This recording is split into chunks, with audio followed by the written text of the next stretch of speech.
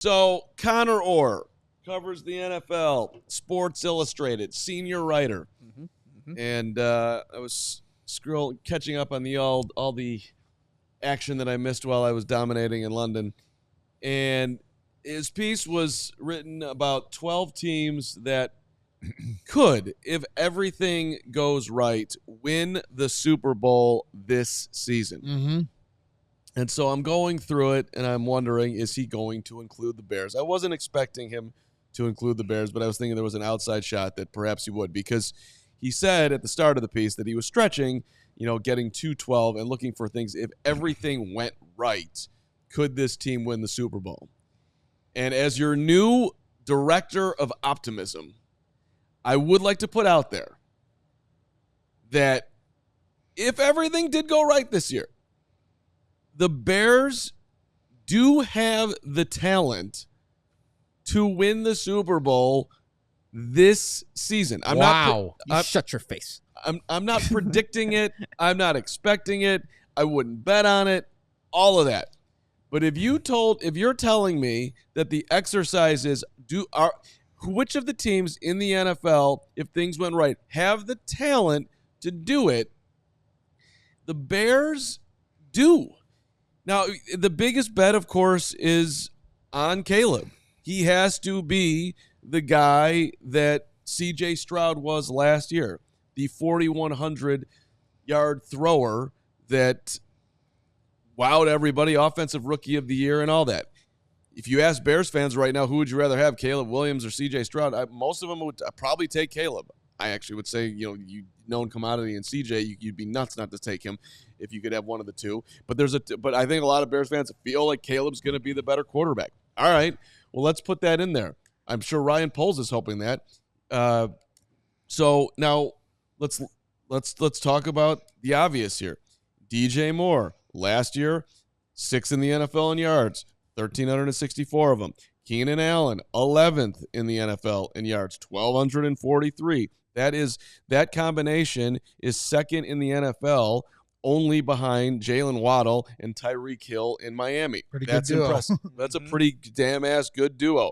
Now, let's add in a rookie wide receiver. Well, who was the top rookie wide receiver last year? That would be Puka Nacua. He caught 1,486 yards, all right? I don't think Rome Odunze is going to do that, but let's say that Rome Odunze had a great rookie season and got 1,000 yards.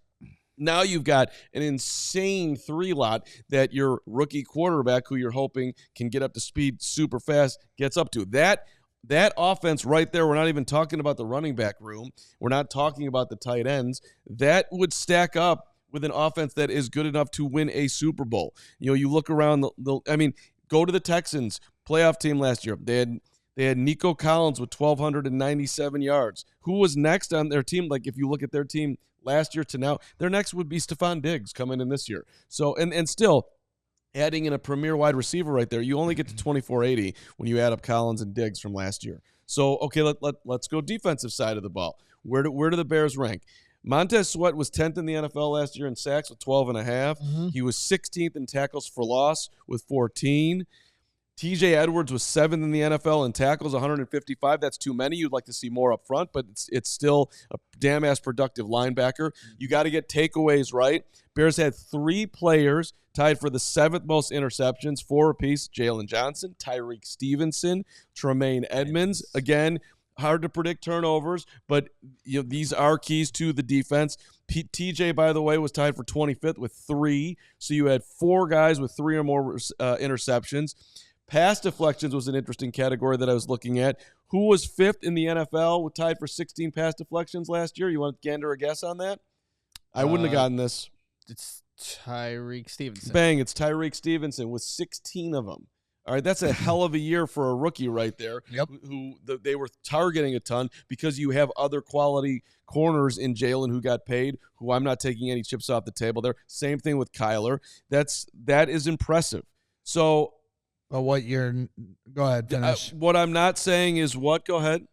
So what we're missing is another pass rusher. Yeah, the trenches. The trenches. The trust in the trenches. Correct. Like, if you're saying everything's going to go right, that means that it, to me, includes either Austin Booker having a Renaissance rookie year, or they're bringing in another pass rusher to add to the talent that you need, because while you need takeaways to be a great defense, you got to be able to get to the quarterback. And the last time the Bears played against the Green Bay Packers, they could not get to Jordan Love to save their life. Right, but exactly. But I'm saying that, look, my point is this. Can you make an argument if everything goes well that the Bears have enough high-end talent? Yes, and you know what? You can. Yes, why? This phone is going off on the show. What is probably that? Yours. Yeah. But the reason that you can make this argument, that I think, where if everything goes right and they have enough talent, not every team's perfect. Like I say, okay, they need another pass rusher.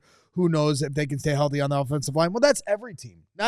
There isn't a team in the league that has a perfect roster across the board. You're going to have holes here and there, and because you have great players, those cover up other deficiencies on your roster. That's the idea of having great players on your team. Let's hope that Caleb Williams is that great player for the Bears. I mean, do you think that this is way too optimistic to look like if everything went right? This is what I was going to say. The number one reason I feel like if everything goes right, where the Bears have a shot, is they're not in the AFC. They're in the NFC. And if you look at this list of the top 12 teams that Conor Orr thinks have a chance, Chiefs, Bills, Jets, Ravens, Bengals, Browns, Texans are the first 7 teams he lists, all in the AFC. Mm-hmm. None of you have a chance. The Chiefs are the only team that has a chance in the AFC. So wipe all those teams out. Then it's Niners, Rams, Lions, Packers, Eagles. Then you move to the NFC teams that have a chance. So to me, the fact that the Bears are in the NFC, and a lot of things can change as the year goes on in terms of all the different variables from injury to momentum and otherwise, that's where the Bears can find their way to making a playoff push, and who knows, maybe even making a playoff run. So I'm not there. I'm not there with the Bears. They can win a Super Bowl in 2024. Well, screw you, I know. Nick. Screw me right now. But it's, to me, like, yes, if everything goes right, I think they can be a playoff team. I don't see this team right now as it is with a rookie quarterback and still the first year in this offense. You have star players defensively, but I think the big thing is the trenches here. Because you look at a team like the Chiefs, the trenches with Chris Jones, you have a solid offensive line, and then you have Patrick Mahomes that can make up for the holes that may be on that roster. I mean, we think Caleb Williams can get to that level, but I don't envision that being the guy in year one for this team. They just need to get out of the NFC North, because the NFC North is going to be a battle itself. So to think that they can be are they better than any of the 12 teams that were mentioned in Conor Orr's article right now? Like, would you have them slotted in front of any of the teams? Again, Chiefs, Bills, Jets, Ravens, Bengals, Browns, Texans, 49ers, Rams, Lions, Packers, Eagles. I'm not making the argument that he got the order wrong. I'm not making the argument that this is some completely, like, Connor's just completely sleeping on the Bears. But I do think he is sleeping on the high-end potential Bears. Like, Nick, to what you just said, you don't think that the Bears could be a 9-8, 10-7 playoff team with a mediocre 3,300-yard Caleb Williams and a defense that's just freaking good, and you're eking out wins? Like, I think the season very well could. Yeah, they could be that. But I think the question is win a Super Bowl, right? Well, do you think? I don't think that's the case. But that's where Caleb's got to be great. Well, nobody's beating the Chiefs. At the end that's of the thing. Day. It's like, if you're gonna put whatever NFC, like, nobody's Patrick beating the Mahomes Chiefs. taking you down. So let's say Mahomes gets banged up. I'm not wishing injury upon anyone, but like in the world that we take them out of the equation, now everybody has a chance but the Chiefs. So to me, then the question is, last year, do you think that the Bears can be the Lions of last year? So let's talk about the Lions. Yeah, it's a good question. Because to me, they very well should have made the Super Bowl. They slipped on the banana peel against the 49ers. And so to me, if the Bears can do what the Lions did last year and be that, resurgent team, and get hot, Jordan Love too. Yeah. Jordan Love got hot in the second half of the season.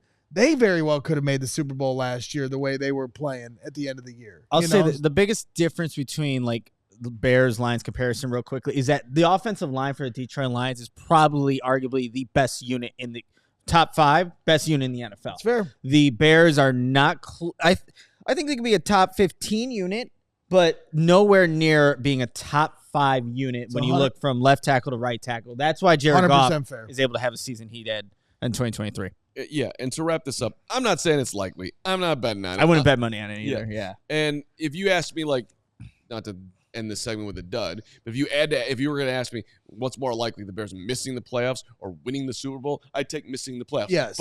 But again, if you want to talk about what could go right this year, like I would bet I would have more confidence on this team because there's a huge unknown in Caleb in this team winning the Super Bowl than I did in the 2018. Well, and I think meeting in the middle is most fair. So being the Packers of last year and winning a playoff game, the Seahawks in Russell Wilson's rookie year winning a playoff game, I think that's the trajectory that is the most reasonable and realistic for highest possibility. Do you agree with that, though, that because Mitch Trubisky was the quarterback, even though you had a dominant defense, that you would bet on this team over that team to win it? That's what I'm talking about when in terms of momentum. That team had so much momentum, and if they had beaten the Eagles, every player on that team to a man was saying they were going to run over the Rams that next week. So it was so inconsistent. They sucked. I hated them. We all silly like the mayor.